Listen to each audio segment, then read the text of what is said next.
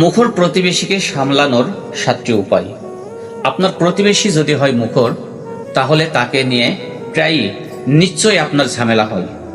প্রতিবেশী যদি দিনরাত উচ্চ শব্দে গান বাজানোর অভ্যাস থাকে, তাহলে কি করবেন?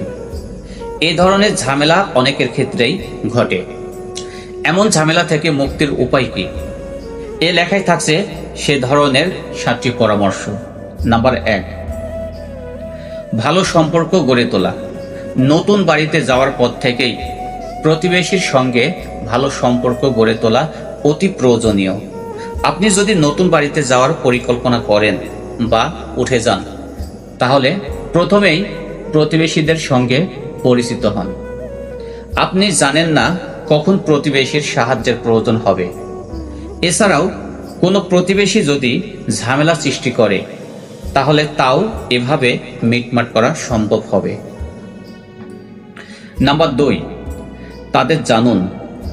আপনি যদি প্রতিবেশীদের ভালোভাবে না জেনে থাকেন, তাহলে এবার জেনে নিন। তাদের নাম, কাজ ও জীবনযাপন জেনে নিন।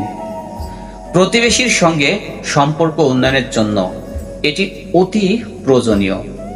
মাঝে মাঝে তাদের খাবারের জন্য দাওয়াত দেওয়া, কোনো উৎসবে বা অনুষ্ঠানে আমন্ত্রণ জানানো ইত্যাদিও প্রয়োজনীয় একটি বিষয়। নাম্বার 3, হাসি। আপনার প্রতিবেশীর প্রতি সবসময় হাসি মুখে এগিয়ে যান।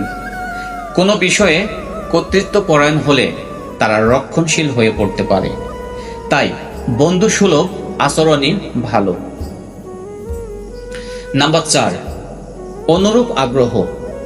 আপনার সঙ্গে প্রতিবেশীর যেসব বিষয়ে আগ্রহ একই, তা খুঁজে বের করুন। ভবিষ্যতের যোগাযোগের জন্য এসব বিষয় স্মরণ রাখুন। তারা কি সিনেমা দেখতে, খেলাধুলা করতে কিংবা বাগান করতে পছন্দ করে? অবসরে বিনোদনের জন্য তারা কি কি কাজ করে?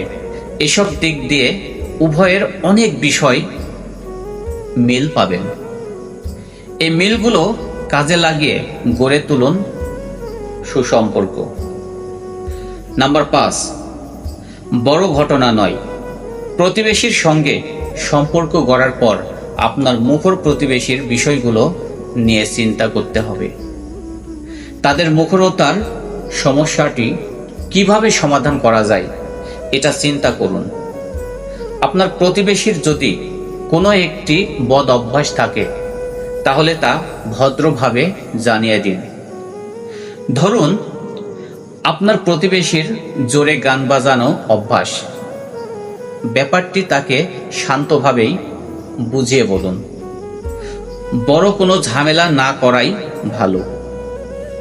এতেই আশা করা যায় তাদের উন্নতি হবে। নাম্বার 6, অপেক্ষার খেলা। কিছুটা অপেক্ষা করে দেখুন কি পরিবর্তন ঘটে। আপনার প্রতিবেশী যদি আচরণ না পাল্টায়, তাহলে সঙ্গে সঙ্গে ব্যবস্থা নেওয়ার প্রয়োজন নেই। অনেক সময় একটু সময় নিলেও নিজে থেকেই তা পরিবর্তিত হয়।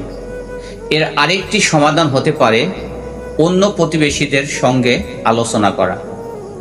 উভয়ে চাপ দিলে এতে তার পরিবর্তন হবে। নাম্বার 7, সবশেষ উপায়।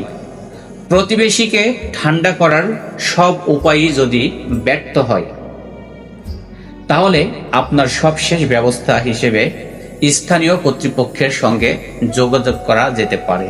যদি আপনার প্রতিবেশী যদি অতিরিক্ত জোরে গান বাজানোর অভ্যাস থাকে, তাহলে এ বিষয়ে বিস্তারিত লিখে অভিযোগ আকারে জমা দিন। এক্ষেত্রে আপনার সমস্যাটির কথাও তাদের খুলে বলুন। ধন্যবাদ বন্ধুরা। এই কথাগুলো দিয়ে যদি আপনাদের কারো কোনো উপকার হয়ে থাকে, তাহলে দয়া করে আমার এই চ্যানেলটি সাবস্ক্রাইব করে পাশে থাকুন।